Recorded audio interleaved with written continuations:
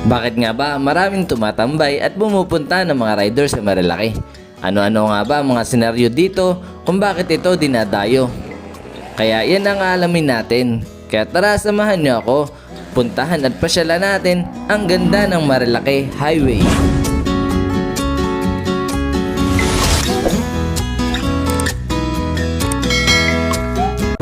Good morning mga ka-Road Trip TV. Noong nakaraang vlog nga po natin ay pinuntahan natin at nakita natin yung ganda ng Yambo Lake. Ngayon naman po ay pupuntahan natin yung tatlong spot na dinarayo sa Marilaki. Which is ito yung Palo Alto, Big C at yung Manukan. Kung mapapansin nyo nga ay nandito tayo ngayon sa Puting Bato, Antipolo Rizal. Kung saan pagpasok nyo pa nga lang sa barangay na to ay bubungad na nga agad yung lawak ng kalsada na gustong gusto ng mga riders.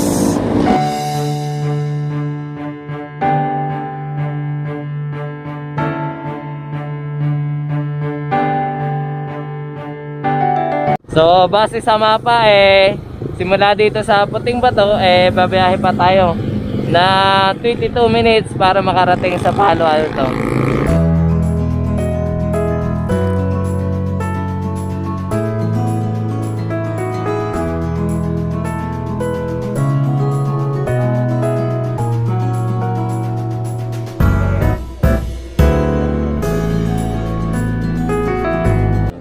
So after 20 minutes na travel time mula dun sa Puting Bato, narating na nga natin itong Palo Altong tinatawag. Ang unang attraction na tinatambayan ng mga mamimitik at syempre yung mga riders. Kung napasin nyo nga kanina, may HPG na nakatambay dyan. Kaya yung mga riders hindi masyadong makabelo sa pagbabangking. Kaya chill lang yung takbo nila. At saka ito ring Palo Altong ito ay isa sa magandang tambayan ng mga mamimitik kasi yung kalsada dito ay napakaganda at perfect na perfect sa mga pitik shot ng mga riders.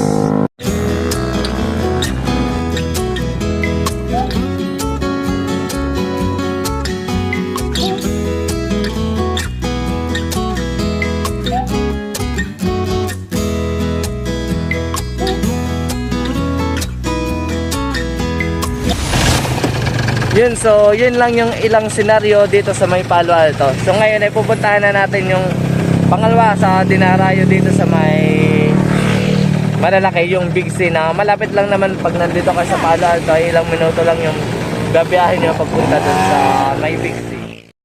So here we go.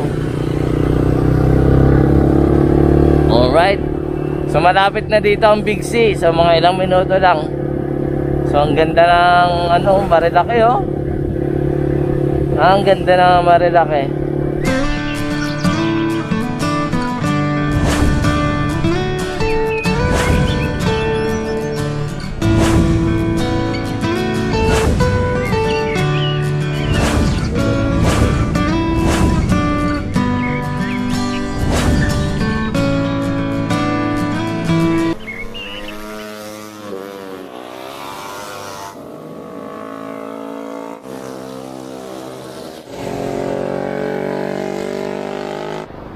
So ito yung tinatawag na Big C na tinatambayan din talaga ng mga riders na kung mapapasin nyo nga talagang hindi mawawala yung tambay ng mga riders dito, especially yung mga mamimitik. Ito yung Big C, ito yung pangalawa, unahan lang ng Palo Alto.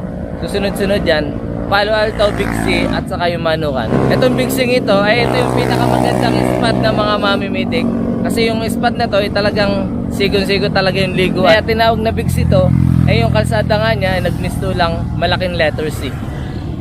Ganda guys.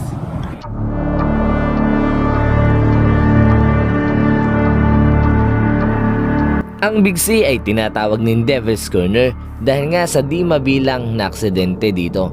Karamihan puro motorcycle ang sangkot sa aksidente dito sa Big C.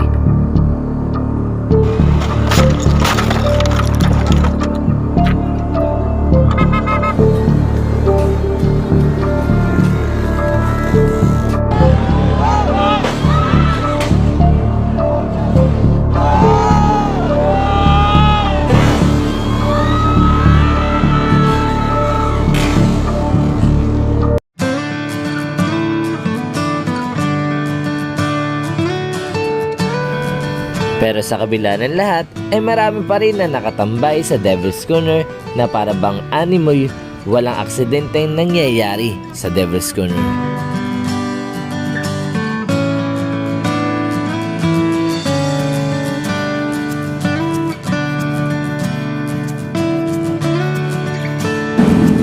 Ito na nga yung huling tinatambayan ng mga tao dito sa Marilaki. Ito yung tinatawag nilang manukan na kung mapapansin nyo nga sa video natin kanina ay napakahaba ng nakatambay na tao dito. Simula dun sa may pagligo hanggang dito sa taas ay napakaraming tumatambay na mga riders dito. So kaya pala tinawag na manukan to, based dun sa drone video natin ay may nakita tayong manukan na matatagpuan lang dito sa mismong katabi nitong highway na to.